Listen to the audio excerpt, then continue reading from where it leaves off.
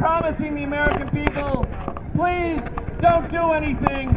Don't do as you did during the Iraq War. Don't do as you did during Vietnam, because we, the Obama White House, we, the John Kerry State Department, promise you no Americans will bleed. All the bleeding will be by Syrians.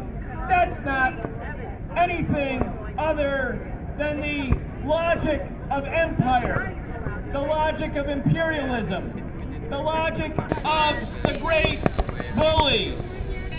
Right now, brothers and sisters, the same government that's about to spend billions of dollars bombing Syria is telling all of us that we have to have cutbacks in teachers and nurses. We have to cut back education and housing and healthcare. And why? Because there's just not enough money. The country has got too many budget problems. And yet, without congressional authorization, in defiance of international law, without offering any categorical evidence, the Obama administration is going to take money from education, housing, healthcare to bomb poor people in the Middle East. I mean, just think about that. I mean, we're on the 50th anniversary of the Dr. King-led March on Washington. You can't say and pretend to say that you are invoking the image of the greatest fighter for peace and civil rights in American history, Martin Luther King. You cannot invoke his memory and then at the same time say we're going to bomb poor people in the Middle East because we can, just because we can. And if anything, if Dr. King were alive today, he would say to us exactly what he said when he came out against the war in Vietnam.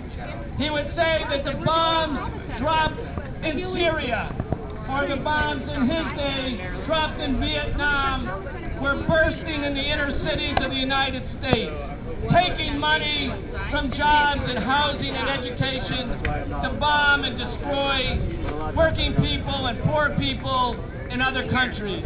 That's why we're here. We're here because we believe that the American people, in fact, oppose any new war in the Middle East. We had Afghanistan, Iraq, Libya, and now Syria. When people voted for President Obama, when he was elected, when he came and was inaugurated on 2009, and George Bush flew away in the helicopter, everybody felt not only was Bush leaving, but the Bush era was ending. And yet we see today, unfortunately, that the Obama administration has maintained the exact same militarist foreign policy as Bush, the same objectives, and the basic objective of Syria is not to protect civilians. It's not to protect civilians. You can't do that by dropping bombs on people. The real goal of this military attack is to destroy another independent nationalist government in the region of the world that contains 2/3 of the world's oil supply. That's why we're here. Please keep coming in behind the banner. Please come, take a sign. We're going to have a picket line soon. We're going to have a rally. This isn't even the demonstration yet. This is the warm-up.